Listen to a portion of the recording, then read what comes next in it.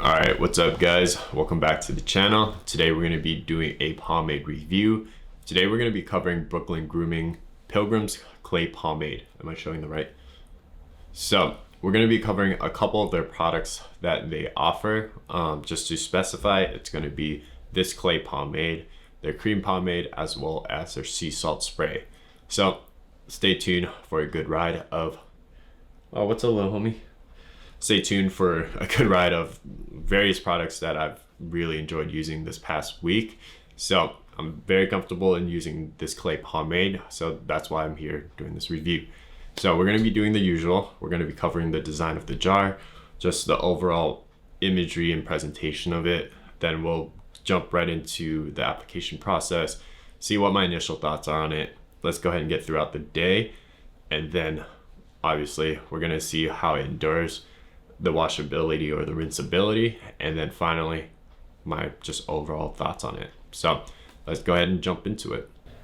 All right, so taking a look at the jar, we see that it essentially comes in a very muted kind of presentation with a metallic fit. Tara, what are you doing? Comes with like a metallic finish on all the print. If you guys take a look, you see that there's a like small shine to what the label holds. We see that there's directions on how to use the product, a little bit of what the product is about, typically the usual ingredients, as well as what the product is. So, Toro, hey, what are you doing, bro? Don't chew on that. Stop it. Stop it. So, Toro, hey, I need to cut this out. Stop it. So taking a look at the jar, we see that it comes in the 4-ounce amber glass container with aluminum lid. One of the things I know about the company from just reading their about page is that they have an emphasis on sustainability. So reduction in paper, recycling, packaging material, and all that good jazz. So props to them for doing that. Opening the jar, we see that the clay pomade is more along the lines of what Jack Henry has done with clay pomades, or even, I guess, just more unorthodox water-based formulas. This is a little bit more oily, as you guys can see the sheen. I don't know if you guys can see it, but with most clays, you get more of like a matte finish to the actual product itself. But with this specific clay pomade, we see that it's airing more on the waxier, more oily side, just so that it kind of offsets that like dry grittiness.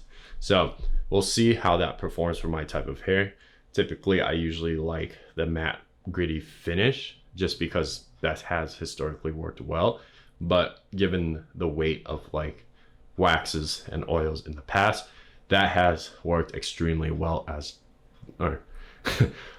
it also has worked extremely well. So let's go ahead and do the application process and we'll see how that goes. Give you guys a little close up of the scoopity scoops. We see that it breaks out very similar to a waxy, unorthodox water-based formula. So let's go ahead and apply that and see what we get.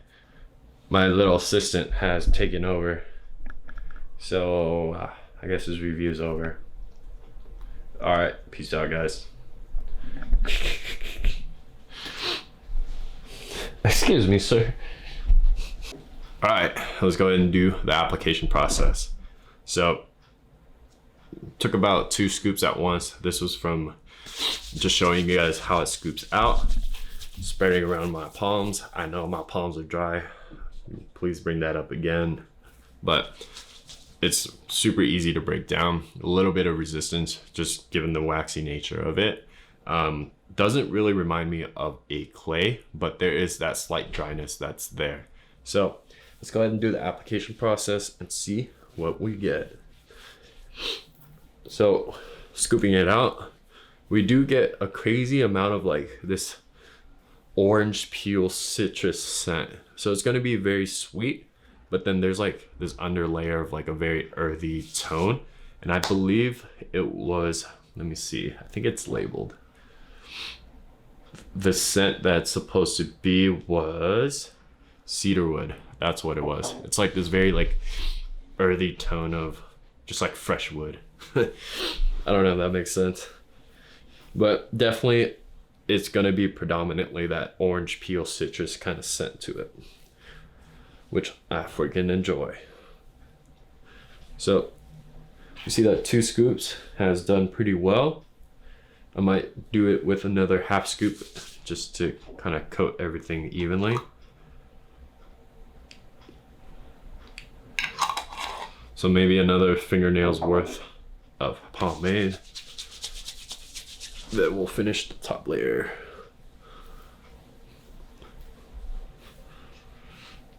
Cool. So I'm just gonna stick with the finger comb just because historically clay pomades, they cry for, what are you doing over there, buddy? They usually cry for a finger comb messy type of look, but this has a little bit more oily characteristics just because, bro, take a look at the finished kind of product. We see that there's a very minimal amount of shine. It's pretty oily, so good amount of slickness. So let's go ahead and call that there. Give you guys a nice little 360 view. Snaps. Woohoo. Yeah, buddy. So right off the bat, we see that it's gonna be a medium to strong hold. I'd say strong hold just because it's got more of a weight to it. I'd probably attribute that to more of the oils and waxes, which again kind of offset the clay natures that we usually get, like the grittiness, the dryness, and just like that very loose kind of styling. This airs more on the slick side of things just because obviously there's more oils and waxes. So I'd say this kind of falls into the category of like an unorthodox water-based formula. You can classify it as a clay just because it is a little bit on the drier side than like just a regular traditional unorthodox water-based or even just an oil-based formula. So given what you guys see, we see that medium light shine. I'd say probably light shine, not so much on a natural shine yet. Maybe I just used too much, but that might appeal more to people with shorter hair. Obviously less hair, less product. I have a ton of hair, so 2.5 scoops might just give you more shine, and in general more product is more shine for this. So we can essentially just call it there. But let's go ahead and get throughout the day. Probably just going to be visiting my parents, doing some errands, and then we'll come back and finish up the review. So I'll catch you guys in a bit. All right, let's go ahead and wrap this up. So right now we're approaching about hour 6 to 7. Not much in terms of movement or like drastic movement. I went to visit my parents, eat dinner, drive back, do some work, and now here we are. So this is the state of what we have before any restyling. So do the usual 360. Ow. So as you guys can see, things have kind of loosened up. At this point, I would term it as a medium hold. Things are very much following along the lines of like what you would expect a wax kind of product to be. As the day goes on, it kind of just like softens up to a point where your hair is still held in place, but that control that you initially had has like kind of melted away, if that makes sense. It's still there, but it's just not as strong. So that's what we get.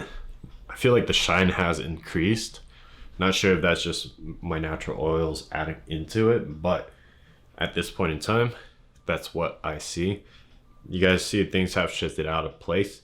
That should be kind of expected with a more oily and more waxy product. So it is deemed a clay pomade, but for me at this, like right now, it's just not necessarily functioning as like a pure clay or like a clay that we're very much used to. It's very comparable to the Jack Henry clay pomade, to put it short. So let's go ahead and restyle and see what we get.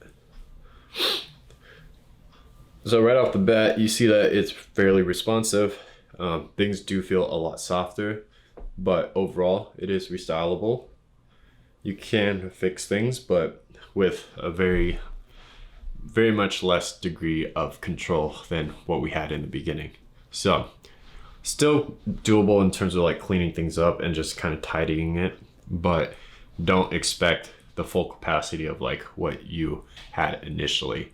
So another thing to cover, the scent is essentially gone at this point. It's very subtle. Oh, I smell some pizza. But the scent right now is essentially gone. I don't really get that cedar wood or like that orange peel anymore in the air.